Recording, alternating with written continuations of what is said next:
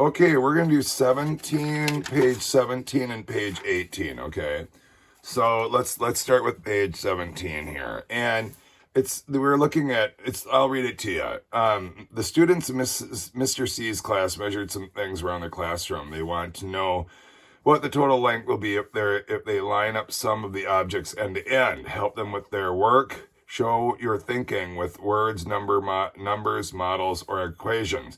Use your math journal if you need extra room. Okay, so how long are the pencil and the whiteboard eraser end to end? Well, that's pretty easy. That's 19 plus 15, pretty straight ahead. You could say I've got 20 here. Then you add 9 and 5, and you got 14 there, and you're going to end up with 34 centimeters. I mean, that one, pretty straight ahead. You're just add it, you're getting a total, right? Let me get this out of the way so we can move this. How long are the whiteboard, eraser, and the piece of paper lined up? Well, again, we're kind of in the same ballpark, 15 plus 28 equals, and then you're going, that's 10 and 20, that's 30. This is 5 and 8, that's 13, and that's 43 centimeters. You could draw it, but if you know your 10s and 1s, it really isn't totally necessary to do that. If you put the piece of paper 28 centimeters beside a chair seat that's 51 centimeters across, how many centimeters would they measure in all? Well, you guys try that, but I'm guessing, you know what, I would think about this one a little differently, to be honest with you. I would say to myself that 50 is really close to 51, and I'd start by saying 50 plus 28 is 78, and then I've got that extra 1 there, and then so it'd be 78 plus 1 equals 79. That's just because this is such a handy, it's so close to a decade that that's what it makes me want to do. You know what I mean? So that seems pretty straight ahead. That was fast. That was a good, fast page. Maybe this page will be as fast. I doubt it, but maybe. Then we get into the good stuff. The students measured 5 other things in the room and wondered how long the line would be if they placed all 5 objects end to end. The things they measured were 23 centimeters, 13 centimeters, 8 centimeters, 12 centimeters, and 7 centimeters. Okay, so again, I think that in this case, there's a few ways you could do it. Like if you look at, one way is you could just go like this, 23, 13, 8. I always put them as 5 and 3, so you can see it breaks it up. 12 and 7, 5 and 2. I could do it this way and say, okay, how many 10s do I have right away? 4. So I've got 4 10s that I can pull out of there, and now I've got 1s. Well, I got 5. This is why I put them in 5s. So I can say 5, 10. I made another 10 with these 2 5s. And then I still got a bunch of 1s. 1, 2, 3, 4, 5, 6, 7, 8, 9, 10. So I could say, okay, all of these are another 10. And then I've got 3 1s. And that would be 63, right?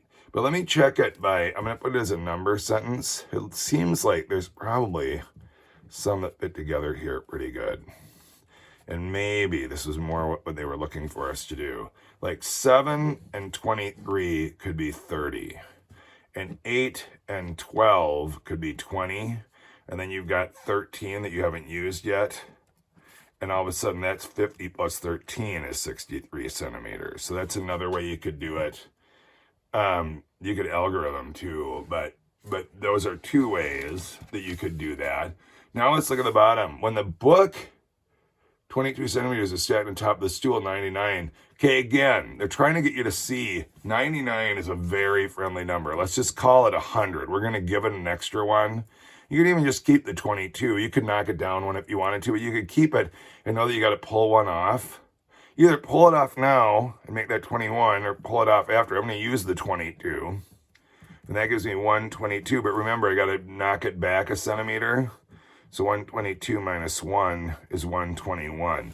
Now, that's one way. You could add them, Or, like I said, but what they really are looking for you to see is, do you see that that really is so close to 100 that you can kind of say, well, 122 and then -1, you know. They want you to kind of pick up on these benchmark nice numbers. This is not that challenging to me. And I'll tell you why. Because you can totally draw this in a concrete model. You could make an algorithm out of it, make sure that all the places stay together. You could also call this 60 because it's so, I mean, there's a bunch of different things you could do. But if you draw it to check it, there's no way you're going to get this wrong because it's concrete. There's 123. Here's 36. See it? And here's 59.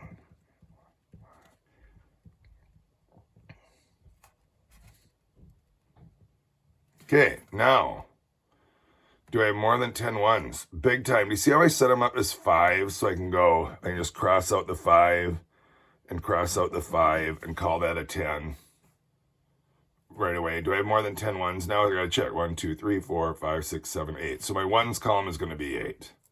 Now, do I have more than 10 ones? I mean, more than 10 tens? Yes. Just like that, right? Correct? Yes. And that makes 100.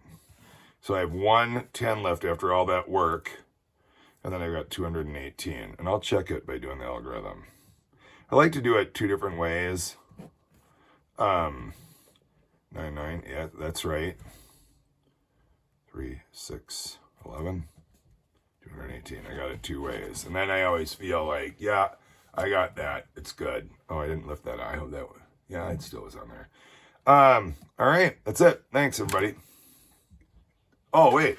I gotta finish with a little song. Making it positive again. Can I do it?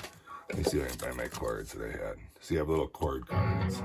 These are my chord cards with a not a so positive line on it, but I'll make it. Oh, I could change this easily. I could go, I need to get you into my life.